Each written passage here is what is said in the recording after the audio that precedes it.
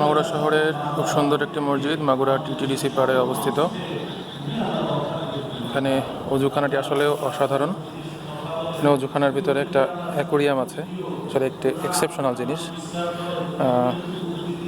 প্রচুর পরিমাণে মাছের ভিতরে, দেশি বিদেশি অনেক মাছ আছে এর ভিতরে। আসলে এই অজুখানাটাই এই মসজিদের একটা বিশেষত্ব। অজুখানের উপরে একটু বাগান করার চেষ্টা করা হয়েছে, এটার জন্য আলাদা পাশে একটু গাড়ি রাখার জায়গা করা হয়েছে।